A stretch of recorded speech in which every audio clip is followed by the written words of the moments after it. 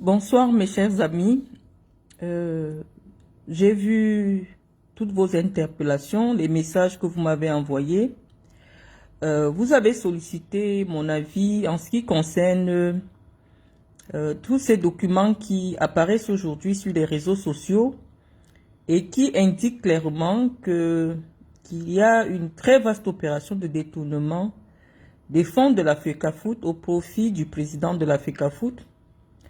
Et donc, nous avons pris le soin de prendre des renseignements auprès des personnes fiables avant de venir nous prononcer, parce que je vous ai toujours dit que nous, ici, sur cette page, nous évitons le sensationnel, nous nous arrangeons à être toujours du côté de la loi pour éviter toute forme de diffamation. Et donc, il fallait que nous nous assurions, premièrement, que ces documents étaient des documents authentiques, à travers les sources fiables que nous avons au niveau de la Fédération camerounaise de football, et aussi que nous nous assurions qu'effectivement les sommes qui sont les sommes qui se sont égarées dans la nature, ou alors du moins que ces sommes qui sont dévoilées n'ont jamais atterri dans les comptes de la FECAFOOT. Donc nous avons reçu des informations suffisamment fiables, et donc nous pourrions, le moment venu, s'il y a besoin, dévoiler nos sources qui nous ont envoyé ces confirmations. Donc je vous remercie d'être là. Je vais faire un très très long monologue parce que, avant d'atterrir sur le sujet de la FECAFOOT, il y a une actualité aussi qui m'a interpellé personnellement, parce que il s'agit d'une correspondance des élites, de quelques élites, des élites de la région du Sud, et notamment des Boulou du Dja et Lobo, une correspondance qui circule sur les réseaux sociaux à travers laquelle les Camerounais ont pu découvrir la rupture idéologique qui existe aujourd'hui entre l'élite cultivée, intellectuelle, responsable de la région du Sud et plus particulièrement du département du Dja et Lobo, et le président Biya. Je vais vous faire l'économie de cette correspondance parce que vous savez, il y a des agrégés, des docteurs qui ont rédigé, mais la littérature ou alors la lecture n'est pas toujours la chose la mieux partagée sur les réseaux sociaux, et donc je me ferai l'obligation de vous faire l'économie de ce qui a été dit dans cette correspondance. Parce que ici, sur cette page Patience Mvoutou, nous avons près de 50 000 boulous qui nous suivent, et donc on doit, quand quelque chose concerne l'actualité de notre département, de notre région, honneur revient au nôtre, et puis qu'on explique un peu ce qui se passe. Et donc, les élites intellectuelles, l'élite intellectuelle du département du Dja et Lobo, dans la région du Sud, a décidé de prendre clairement position, parce que pendant très longtemps, elle estime que pendant 43 ans, elle s'est rendue complice de l'avilissement du peuple boulou, de l'appauvrissement de notre région, parce que pendant 43 ans, elle s'est tue. Pendant 43 ans, elle avait pensé que le président Biya était suffisamment conscient de la responsabilité qui était la sienne, à savoir de développer sa propre région, de promouvoir, de développer notre région, parce que oui, c'est le président de tout le Cameroun, mais dans la vision de celui qui lui a cédé le pouvoir, c'était que il fallait quelqu'un de cette région suffisamment défavorisée qui pouvait porter cette région, qui est la mamelle nourricière, parce que l'élite a bien voulu rappeler qu'à l'époque, la région du Sud et la région du Centre ne faisaient qu'une seule région. Et vous pouvez imaginer le poids politique que pouvait représenter à cette époque une telle configuration. C'est-à-dire que Yaoundé était la capitale des Boulous et des Ewondo. Alors, quand Paul Biya arrive au pouvoir, il décide en 1984 de séparer ces deux régions. Comme on dit, dans l'esprit de l'élève de Machiavel, il faut séparer pour mieux régner. Et donc l'élite pense que de cette séparation est née la fragilisation de certains groupes ethniques qui se retrouvent aujourd'hui de ce groupe ethnique ou alors de... Parce que la région du Sud, ce n'est pas que les Boulous. Dans la région du Sud, on a les Aman, on a les Fang, on a les Boulous, effectivement, on a les Ntumu, on a les Mabeya, Kribi, les Ngumba. Il y a plusieurs tribus dans la région du Sud. Mais l'élite aujourd'hui intellectuelle pense que à partir de cette scission, de cette séparation administrative, la région du Sud s'est retrouvée le parent pauvre du renouveau.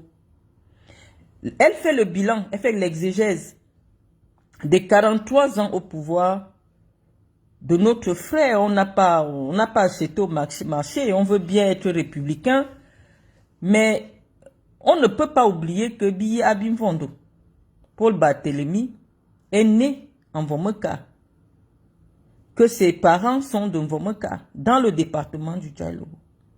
Et donc, cette élite estime aujourd'hui que c'est très honteux. 43 ans plus tard, qu'est-ce que le Djalobo ou la région du Sud va présenter comme bilan aux Camerounais pour dire et demander encore aux Camerounais de donner un énième mandat à ce monsieur qui, visiblement, veut faire le cinquantenaire à la tête de l'État du Cameroun. Et donc, l'élite intellectuelle, c'est pas moi qui dis, parce que quand vous allez faire les coupures, vous irez dire que c'est malin. Je dis que je suis en train de vous expliquer ce que les docteurs à Baoyono, les professeurs à Baoyono et autres ont écrit dans leur correspondance. Donc, j'explique. Ils disent que ils ne peuvent plus cautionner ou alors se taire et dire que la région du Sud, l'élite de la région du Sud est complice de la forfaiture de M. Biya à la tête du pouvoir. Et donc officiellement, elle ne voudrait pas qu'après, commencer à poursuivre tous les boulots pour leur dire que c'est vous qui avez gouverné le Cameroun pendant 43 ans. L'élite du Sud vous explique que c'est nous, les plus marginalisés de tout ce cycle qui existe au Cameroun depuis 43 ans. La preuve, Paul Biya n'a promu que des gens de sa famille nucléaire, de sa famille, toute élite du Sud qui a été promue a un lien de parenté, un lien de sang, direct ou indirect. C'est-à-dire que tu as épousé l'enfant de la sœur de Paul Biya. Oui, on te promeut. Tu as épousé le neveu de l'enfant de Paul. Il faut que ça tourne autour. On appelle sa maison en Vomoka de la Grande Barrière. Donc, si tu n'as aucun lien avec la Grande Barrière, parce que c'est comme ça qu'on appelle sa maison. Il a installé au village, il a construit une grande barrière et ses frères n'ont pas accès à lui. Donc, on dit qu'il faut être parenté avec la barrière. Si tu n'es pas parenté avec la barrière, tu peux avoir les agrégations, tu peux avoir les doctorats, tu peux avoir ce que tu veux, tu peux être ce que tu veux.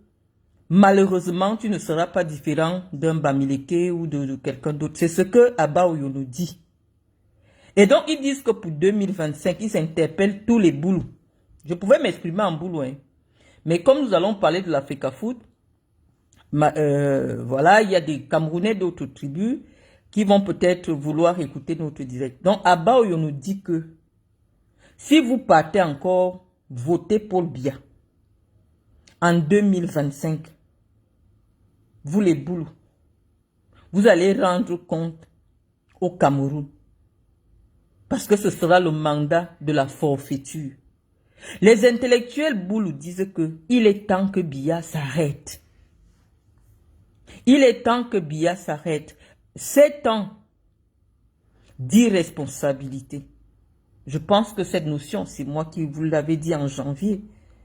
Que penser qu'un homme de 93 ans doit prendre un mandat de 7 ans, c'est de l'irresponsabilité. Et donc ces intellectuels, quand on dit que quelqu'un est intellectuel, je sais que la région qui respecte la connaissance, qui respecte, qui donne la place aux sachants, c'est la région du Sud. Parce qu'on sait que notre région a été le phare sur le plan intellectuel au Cameroun.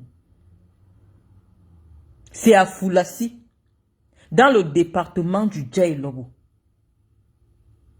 qu'un jeune Camerounais, René Djamafan, a écrit l'hymne national du Cameroun. Un Camerounais du Djaïlobo.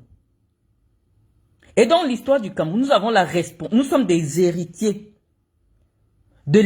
nous sommes les héritiers de cette grande histoire, de ceux qui ont participé intellectuellement à la construction du Cameroun. Et donc, conscient de cette responsabilité-là, l'élite intellectuelle du département du Djaïlobo, en particulier, et de la région du Sud en général, vous demande d'aller rencontrer Biya, même sur le plan spirituel, parce qu'on dit qu'il ne voit plus personne. Il n'y a que sa femme, et même certains ministres, en fait, peut-être un ministre ou deux, il y a 2 personnes au Cameroun qui rencontrent Biya. Donc je sais que ni les chefs de village, ni personne n'aura l'occasion de voir Biya quand la campagne est déjà ouverte. Personne ne va le rencontrer parce qu'il n'a plus la capacité de consulter qui que ce soit.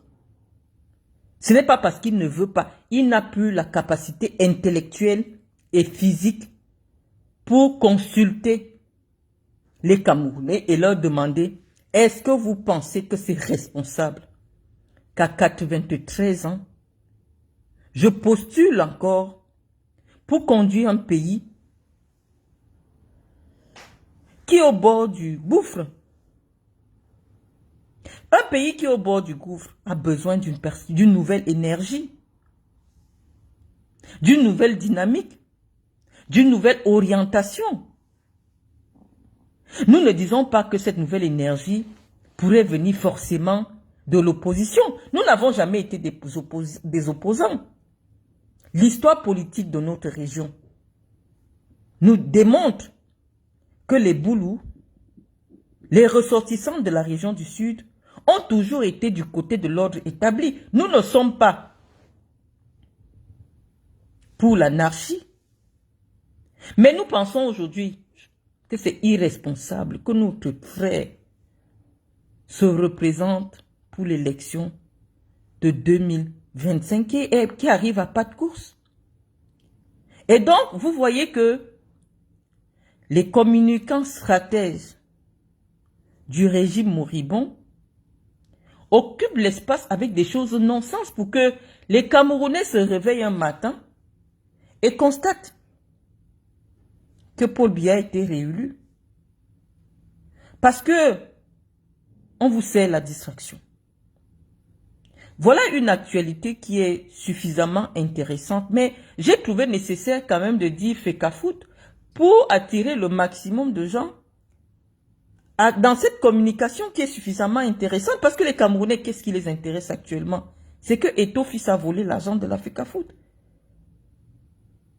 Mais qu'est-ce que vous attendiez d'Eto'o? Qui viennent faire quoi à la Fecafoot? Est-ce qu'on part du stade? On n'a jamais fait des études de management nulle part. On n'a jamais dirigé une unité sportive nulle part. On devient président de la Fecafoot? Non. Il y a eu un vote irresponsable à la Fecafoot. Il y a eu un vote non réfléchi à la Fecafoot qui conduit la Fecafoot aussi au bord du gouffre actuellement. Et c'est ce que nous voulons empêcher à l'échelle de l'État. Actuellement, Paul Biya n'est plus en capacité de conduire un mandat politique. Moi, personnellement, qui suis une franquiste confirmée, je vous dis que même si Franck Biya n'entre pas en politique, mais moi, j'ai toujours été convaincu que Franck Biya pouvait porter une nouvelle dynamique à la tête de l'État du Cameroun. Mais vous avez vu comment cette ambition qui nous animait a été suffisamment fragilisée au point où nous sommes persécutés et contraints à l'exil. Mais nous continuons de dire que Paul Biya ne peut plus. C'était notre conviction. Franck n'a pas de parti, n'a rien. Mais nous disons que Biya, personnellement, Paul Biya, ne peut plus solliciter un mandat politique au Cameroun. Si ce n'est pas pour conduire le pays vers le chaos, qu'est-ce qu'on peut bien attendre d'une réélection de Paul Biya en 2025? C'est cette interpellation que l'élite consciente et responsable de la région du Sud est venue vous présenter pour se dédouaner, pour faire du ponce-pilatisme, pour vous dire que ne dites pas qu'on n'avait pas parlé. On a parlé, on vous remet. Parce qu'il y a des petits groupes là au Cameroun. C'est vous qui posez le problème. Parce que je vous ai dit que Biya a toujours négligé les Boulous parce qu'il sait que c'est un groupe ethnique qui compte beaucoup des intellectuels. Et je vais vous dire que c'est l'histoire culturelle du Cameroun qui a fait que pendant longtemps, lorsque les colons se préparent pour quitter le Cameroun, il est question de préparer une nouvelle élite qui va prendre le relais. Comme elle était installée dans les régions centre-sud, je veux dire centre-sud littoral, et notamment la capitale du Cameroun avait été choisie dans notre province, parce que c'était la province centre-sud, on s'est arrangé pour que les ressortissants de cette région s'impliquent beaucoup plus dans la prise de relais, dans les fonctions administratives, et donc culturellement, les Boulous sont allés à l'école, les Ewondo sont allés à l'école. Et donc Biya, c'est que ce n'est pas facile de tromper les intellectuels. Et qu'est-ce qu'il a fait? Il a ostracisé les intellectuels camerounais. Il les a... j'ai même peur pour le professeur Abba Oyono. Hein? J'ai peur pour lui. Vous pouvez entendre dans 2 semaines qu'on l'a retrouvé égorgé quelque part. Paul Biya a toujours eu peur des intellectuels. Et dans sa région, il sait que même une maman de 95 ans, non, elle a son CP. Donc tu ne peux pas lui raconter n'importe quoi. Donc le bastion le plus difficile de Biya en 2025, c'est son propre département, parce que nous disons que nous ne sommes plus là. J'ai parlé ici depuis 2 ans. Vous avez dit que non, c'est parce que je suis aigri. Mais voilà des gens qui n'ont aucun antécédent personnel avec cette fumisterie. Parce qu'on ne peut même plus appeler ça régime politique. Vous avez quelqu'un qui est au pouvoir, il ne peut pas tenir un conseil des ministres. Il n'arrive pas à faire de remaniement. Ce n'est pas parce qu'il ne veut pas. Il ne peut plus, il n'a plus conscience de rien. Son grand âge provoque ce qu'on appelle une irresponsabilité intellectuelle. On vous a expliqué cela. Ce n'est pas parce qu'il ne veut pas. Lui-même aujourd'hui, il est en otage. Il ne sait pas où il est, le papa là. Donc c'est pour cela que depuis qu'on parle, on le caresse dans le sens du poil, parce que il ne peut même plus écouter les discours politiques. C'est un patriarche. Moi, je ne peux pas m'asseoir pour attaquer Biya. Il n'est plus responsable. Il ne sait rien. Il ne sait plus rien, le vieux là. Donc, je vous dis de ne pas tenir Biya pour responsable de cette fumisterie.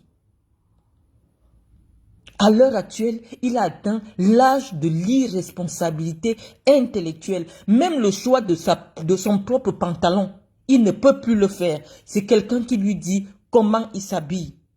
Ceux qui ont connu le président Biya dans les années 80, non, l'homme, même pour s'habiller, ah non, on sentait il aimait les Francesco Smalto. On sentait que c'est lui-même qui choisissait ses vêtements.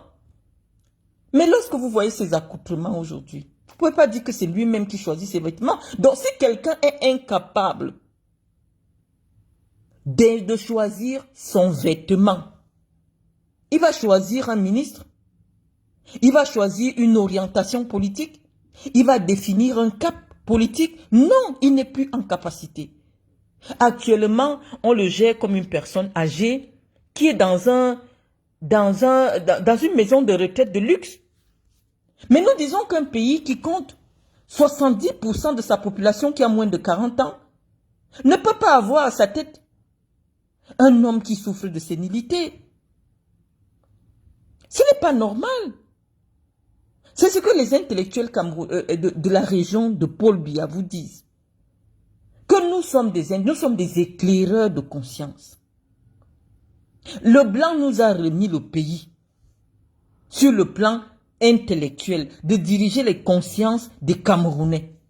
Parce que ailleurs, ce sont les intellectuels,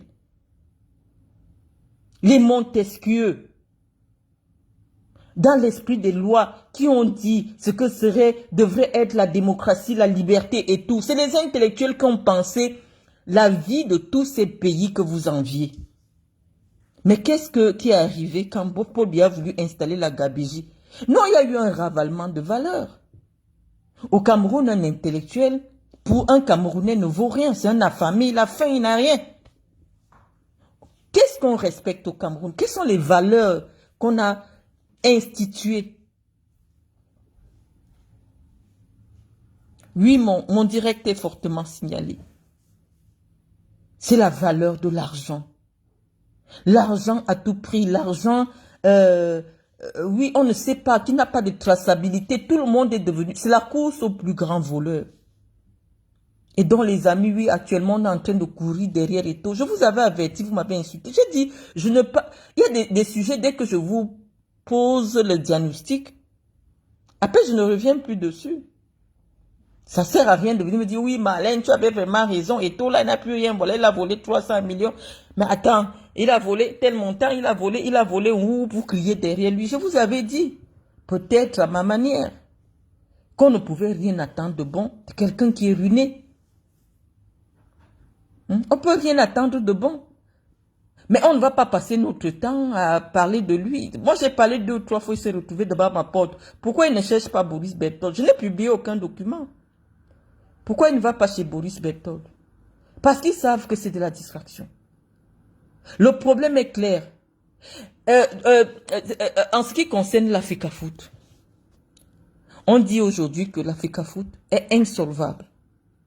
Ça signifie quoi? Elle n'a pas d'argent pour respecter ses engagements. Je vais vous expliquer, peut-être pour vous permettre pour nous permettre de faire une transition. Parce que même sur le cas de Paul Biya, il n'y a plus rien à dire.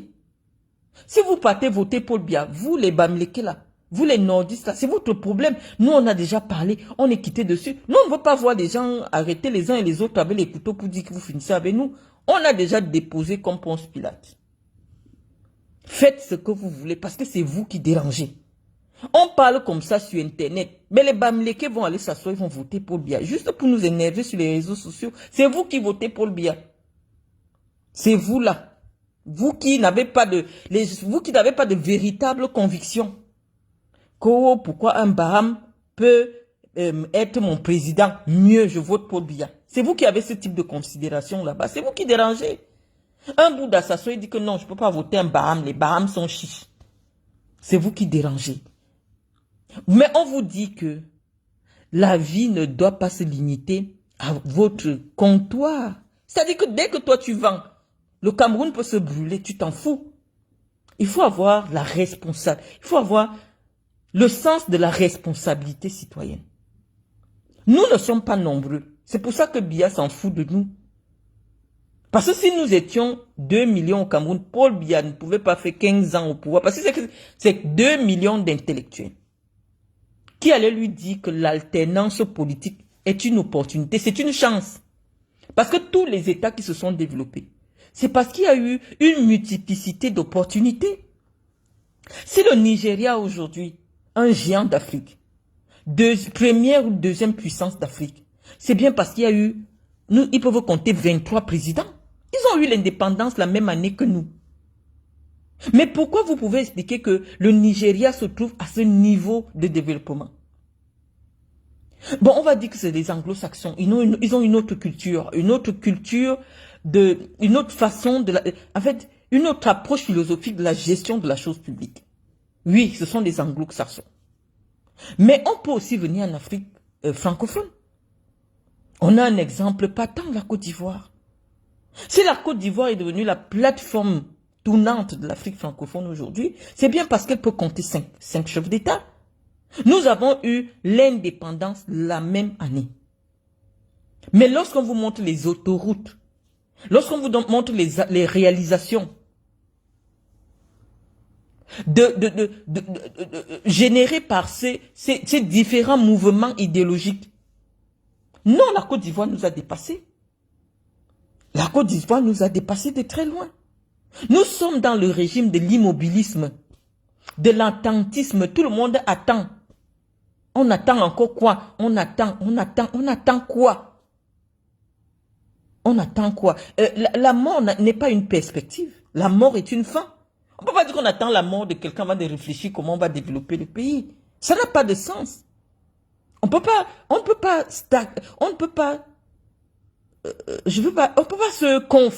se conforter de l'immobilisme intellectuel et moral. Ça ne bouge pas. Les valeurs morales ont foutu le camp. Quelqu'un débarque dans une institution publique. Il transforme, ça devient une affaire privée.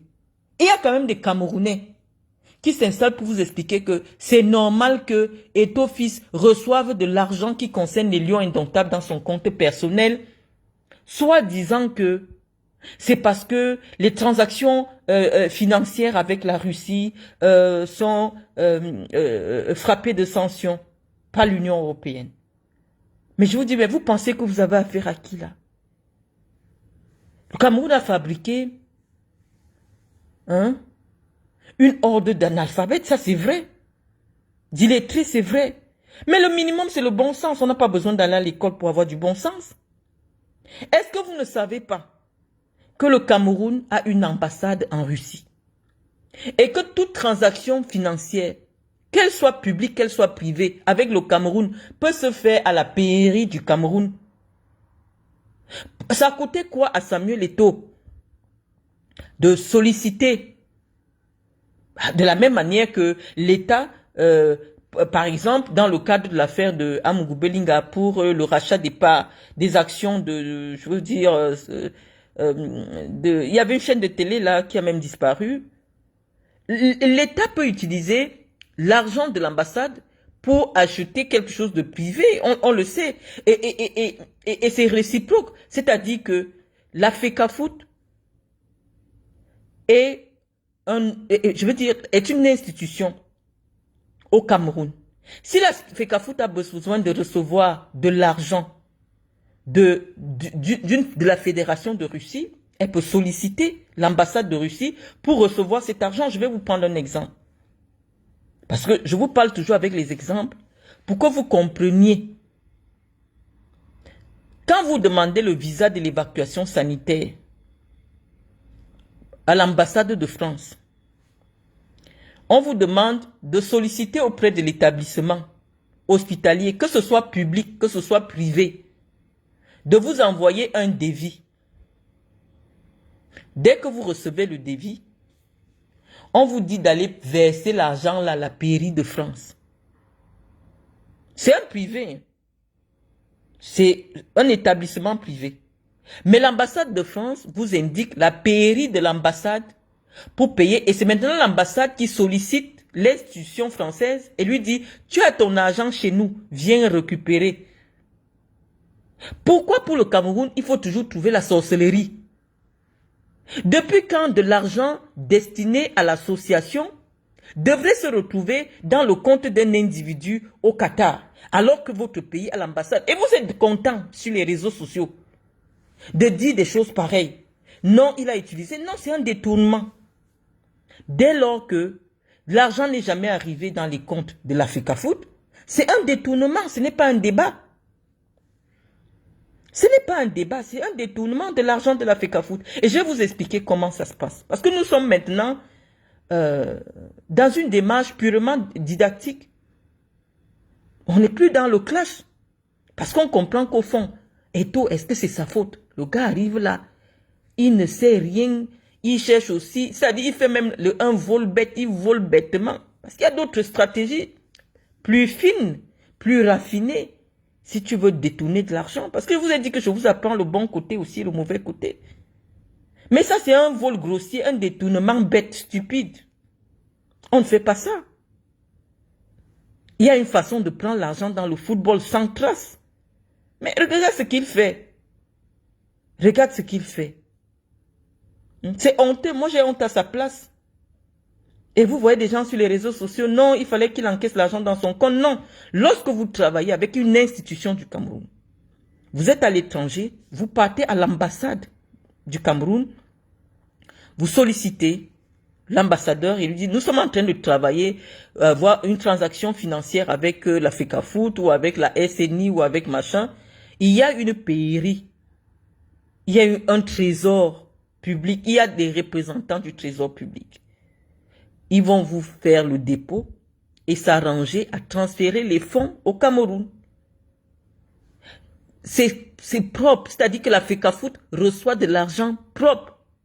Puisqu'on aura déposé l'argent dans les caisses de l'État et l'État va donner l'argent à la FECAFOOT. C'est comme si tu as fait un Western Union, mais de manière diplomatique. Je vous ai pris l'exemple de la pairie de France, où toutes les transactions financières avec des personnes morales, des personnes morales privées ou publiques se déroulent. Lorsque vous voulez payer vos frais d'hôpitaux, que ce soit dans un hôpital public ou privé, vous payez à la pairie de France les 30 millions, 40 millions, 60 millions. Ça se fait à la pairie de France. Donc, une transaction qui concerne la Fédération de Russie, le président de la FECAFOOT allait simplement indiquer le lieu en Russie où l'argent d'une institution publique devrait être déposé. Et maintenant, l'ambassadeur allait recevoir les fonds et procéder au virement parce que les ambassades ont leurs moyens diplomatiquement protégés pour faire des transferts des fonds. Donc moi je ne comprends pas. Quand quelque chose concerne le Cameroun depuis que Biya est fatigué, ça devient seulement la sorcellerie. Il a reçu l'argent. Moi-même j'ai un compte au Qatar. Pour recevoir l'argent sur ton compte au Qatar, ça se passe comme partout dans le monde. Une telle somme, même si c'est simplement 50 000 euros. Bon, 50 000 euros. Même si c'est seulement 10 000 euros. Le banquier qatari va vous demander le document qui vous autorise à recevoir l'argent sur votre compte. Moi, je suis curieuse de savoir quel est le document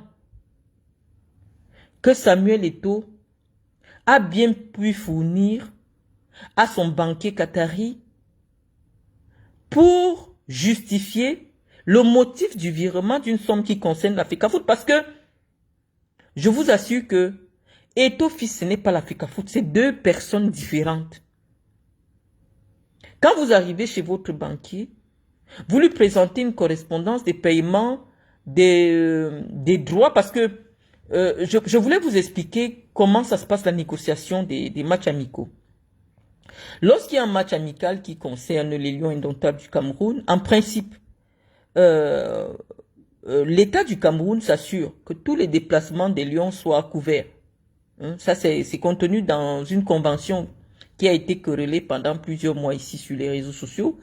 Et donc, l'État camerounais a toujours tenu à ses engagements, sans faille. Lorsque les Lions se déplacent, je vous ai dit, ça peut être une semaine. Vous voyez ce que ça vous coûte. Ça coûte des lycées dans le nord, ça coûte des collèges, des marchés.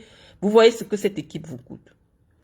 Mais l'État du Cameroun pense que l'équipe nationale du Cameroun est l'une des meilleures ambassadrices du Cameroun, fait connaître, vendre l'image du Cameroun à l'étranger. Et donc, sur le plan culturel, parce que le football fait partie de la culture, c'est une très grande ambassadrice. Et elle investit donc pour promouvoir le nom du Cameroun.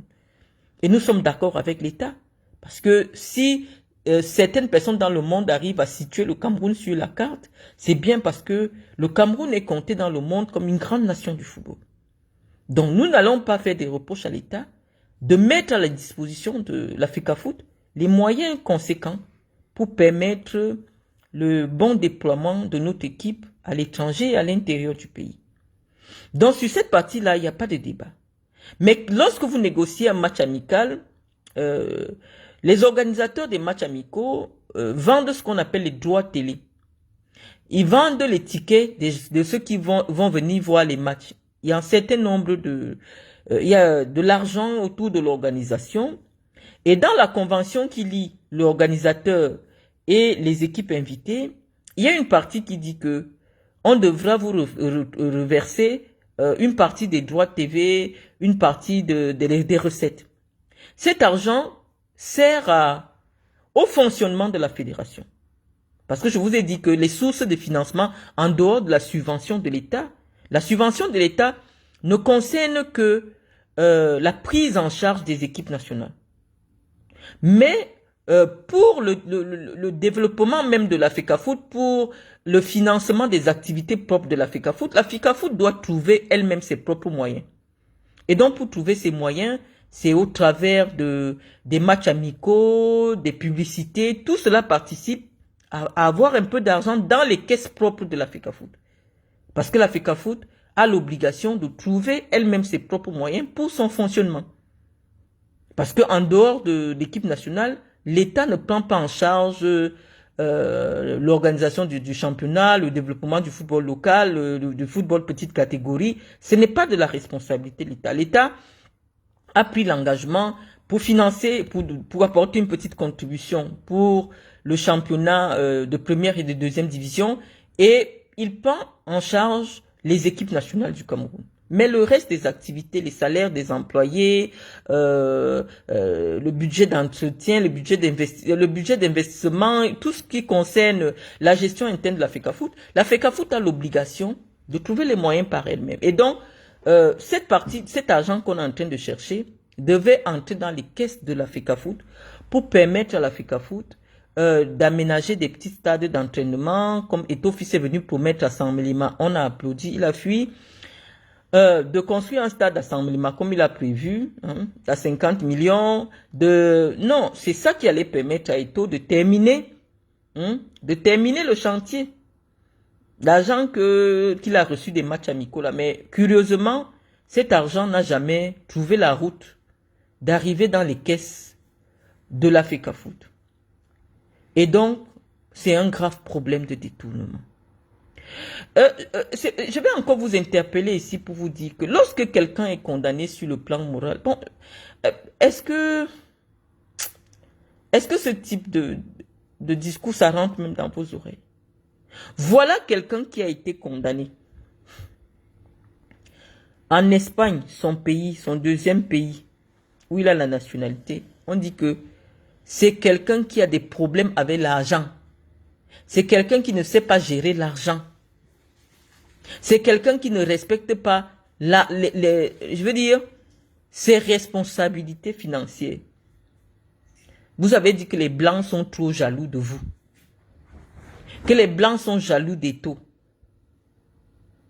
C'est vous qui êtes le problème. Je dis, est-ce que ça... Venez plus souvent me réveiller pour vos problèmes. Est-ce que vous voulez qu'on vous explique quoi? Quelqu'un sort, on dit qu'on vient de le condamner, que lui, il a des problèmes avec l'argent. Que l'argent, il est toujours en train de faire les faux trucs avec l'argent. Vous dites que non, les Blancs sont jaloux. Ça ne fait même pas 5 ans. Vous êtes encore en train de courir derrière lui qui l'a volé. Est-ce que c'est lui le problème? Non, ce n'est pas lui le problème, c'est vous qui avez un problème. Il faudrait qu'à partir de maintenant, cette nouvelle ère politique que nous appelons de tous nos voeux, que désormais, ceux à qui nous confions les responsabilités publiques puissent quand même faire preuve de probité morale. Mais moi qui suis assise là, si sur un plan moral, les gens, il y a un problème, non. Non, pour la bonne marche du Cameroun, sacrifiez-moi. Votre éveil passera aussi par là. Soyez exigeants. Les gens ne sont pas jaloux de vous. Non, il faut à un moment donné qu'on dise à Samuel Eto'o, Samuel, tu as un problème avec l'argent. Samuel, un milliardaire, ça a des sociétés, on voit. Tu es milliardaire, tu fais comment pour avoir de l'argent? Non, c'est pas des choses comme ça. Et on peut comprendre, ce n'est pas évident. Pour quelqu'un qui avait l'habitude, du coup, 4 fois par semaine, il a 1 milliard. Il ne sait pas comment on investit, il ne sait pas comment. Donc, il prend où il voit. Il prend où il voit. C'est pas un investisseur. Et quand il prend, C'est pour louer un jet privé, acheter les montres de 100 millions, faire le snap sur TikTok, la vidéo sur TikTok et vous montrer. Parce qu'il pouvait même prendre l'argent comme ça. On dit que non. Eto'o vient de lancer une société de transformation de bananes. On allait même quand même se taire. On allait se taire pour dire que non, ça c'est un gars qui réfléchit. Mais quand on s'imagine que cet argent a fini chez Rolex, ça nous pose un problème. Après, vous allez dire qu'on a des langues de vipère. Il fait quoi avec cet argent? Ou alors, on a pris cet argent pour aller payer les dettes. Parce que c'est ça le système. On emprunte, on prend la FECAFOOT pour payer les dettes personnelles. Moi, je dis qu'il n'y a plus rien à dire. Ce n'est pas que l'argent de la Russie. Parce que ces laudateurs nous disent que non, par rapport à l'argent de la Russie. Mais les gars vous disent qu'ils ont les dossiers. Ils ont encore pour le Mexique qu'il a volé. Ils ont encore pour ceci qu'il a volé. Moi, je vous ai déjà dit, c'est un constat. Dès que vous voyez quelqu'un dans les meetings du RDPC, Ayop, c'est un bandit. C'est un voleur. C'est une rapace. Donc, moi, quand je vois déjà quelqu'un trop... Attends, il fait son anniversaire. Oui, il fait quoi? On dit qu'il paye les journaux. Je vous ai dit ça il y a 2 semaines. Moi, mon choix, c'est Paul Biya. Depuis quand un président de fédération sportive se prononce sur un choix politique? C'est la fémania. Je vous ai dit que Eto'o, à force de flirter avec les fémanes, lui-même est devenu féman. Vous êtes venu nous insulter. Vous voyez, je vais même enlever les commentaires parce que je suis fatigué de lire des inepties, les amis. On ne parle pas d'Eto'o fils qui est chez lui, gère ses milliards. On parle d'un homme en qui, aujourd'hui, à qui on a remis la responsabilité de fabriquer 10 000 Samuel Eto'o.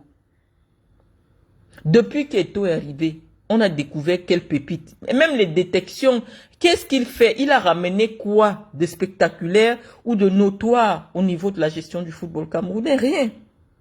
Que la sorcellerie. On crée des histoires, les églisiens, les machins. C'est que des trucs à la con. La plainte là n'ira nulle part. La plainte là n'ira nulle part tant que Paul Biya est là. Hein? On vous a déjà dit que la justice n'existe plus au Cameroun. Tant que Chantal Biya est là, parce que Paul Biya, lui, c'est déjà une légume. Paul Biya en otage. Donc, on ne parlait même plus de Paul Biya. Ça ne sert plus à rien. Le vieux, on l'a enfermé dans une maison de retraite de luxe. Il n'est plus au courant de rien de ce qui se passe au Cameroun. Donc, n'invectivons plus ce papa-là. Lui-même, il est la victime d'un système qu'il a créé. Ça l'a avalé lui-même. Comment vous pouvez dire que vous avez un président, aucun ministre ne le voit, et ça ne vous choque pas? Aucun ministre ne voit Paul Biya, en dehors de son frère du village Mbondayolo et Chantal Biya.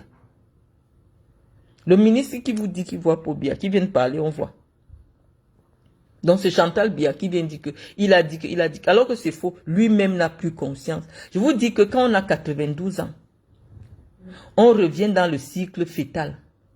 Vous savez ce que c'est que le cycle fœtal? Les femmes qui ont déjà porté la grossesse savent que c'est dans la journée. Prends mon téléphone là.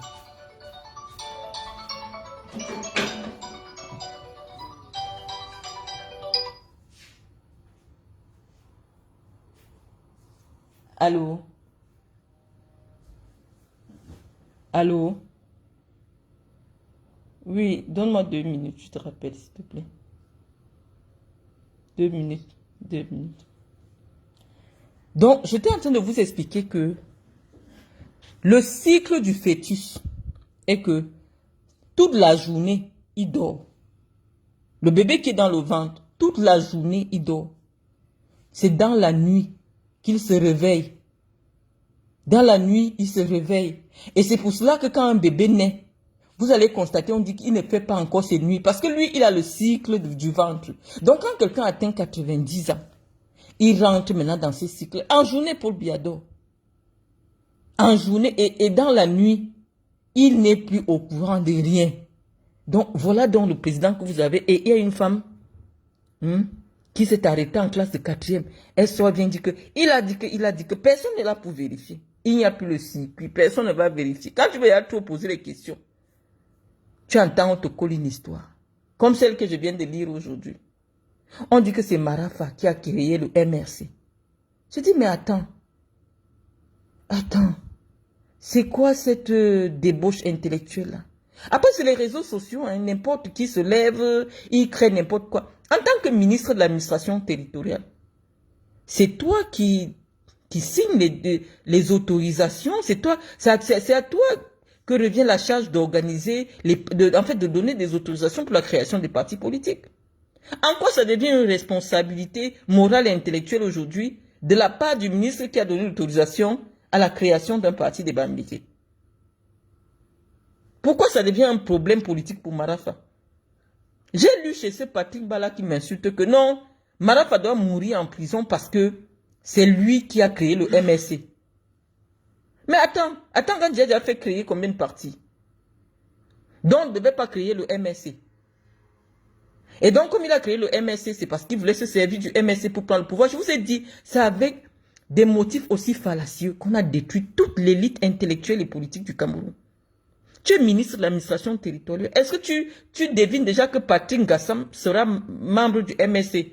Non, un parti politique porté par un homme politique suffisamment crédible dépose son dossier, en principe, dans un pays qui a besoin de la démocratie pour vivre. On doit donner des autorisations de création de partis. Qui allait imaginer que ça deviendrait la deuxième grande puissance politique du Cameroun? Maintenant, on dit que c'est Marafa qui est responsable de ça. Il doit seulement mourir en prison. Vous détournez le problème. On vous explique. Et moi, tout ce qui m'énerve là-dedans, c'est que c'est encore les Bambilés qui vont voter pour Biya. C'est ça qui m'énerve dans cette affaire. Essayez un peu d'avoir pitié des Camerounais. Le tout n'est pas d'avoir dans tes petits avantages. Parfois, élevez-vous au niveau de l'État. Dès qu'on va vous appeler là, vous allez encore dire que oui, Paul Biya a le meilleur choix. Non, nous on dit que ce n'est pas le meilleur choix. Nous lui avons donné le mandat de 2018 parce qu'on disait qu'il va changer la constitution pour favoriser une meilleure transition. Mais intellectuellement, le président est perdu. Il ne peut plus faire preuve de sagacité intellectuelle. Il ne fait pas exprès, c'est le cycle de la vie. Il ne fait pas exprès. Donc, je ne voudrais pas, de la même manière qu'Abba Oyono a écrit pour se dédouaner, moi je vous supplie, ne rendez pas Paul Biya responsable de ce qui se passe depuis 7 ans. Le père là lui-même est une victime. Ne le rendez pas politiquement responsable parce que à 85 ans, toute personne de 85 ans peut obtenir une protection juridique. Un homme de 92 ans n'est pas responsable, que ce soit même sur le plan pénal. Si un homme de 92 ans conduit une voiture, il te cogne, vous arrivez, il te tue, vous arrivez au tribunal, on va dire qu'il ne voit plus bien, il n'entend plus bien, les lumières lui font mal aux yeux. Il n'est pas responsable. C'est comme si un aveugle te cogne. Donc Paul Biya n'est pas responsable de notre souffrance, les amis. Ce n'est pas un sursaut de défense parce que c'est mon frère. Je dis non. Humainement, un homme de 92 ans n'est pas responsable de quoi que ce soit. Regardez vos parents à la maison qui ont 80 ans. Même pour compter leur argent, vous leur donnez 100 000, ils ne peuvent pas compter. Combien de fois quelqu'un qui a 92 ans, il subit, il n'est même plus au courant. Il peut même trouver quelqu'un sur sa femme, il ne saura pas ce que c'est. Il va dire, vous êtes en train de bagarrer. Il ne saura pas ce que c'est. Parce que la relation sexuelle est un lointain souvenir. Il y a quelque chose qu'il a même oublié. Il ne sait pas. Donc soyez indulgents vis-à-vis du président Biya. C'est ce que je vais vous dire. Vous voyez que je suis sollicité au téléphone. On fera peut-être un autre direct un autre jour. Mais l'essentiel de ce que j'avais à vous dire ce soir, c'est que Ethofis a eu tous les moyens pour mettre l'argent au niveau des ambassades pour que l'argent soit viré dans les caisses de l'Africa-Foot. C'est ce qui se passe généralement. Même quand les Lions sont à l'étranger et que l'État veut envoyer de l'argent à l'État, c'est pas l'ambassade. À l'équipe nationale, on n'envoie pas l'ambassade. Pourquoi ça ne ferait pas le chemin inverse? Donc, mes chers amis, j'espère que j'ai suffisamment apporté, je vous ai apporté quelque chose dans cette sortie. Malheureusement, on ne pourra pas s'éterniser parce que je suis sollicité par des proches. Je vous remercie de m'avoir écouté et puis à très bientôt.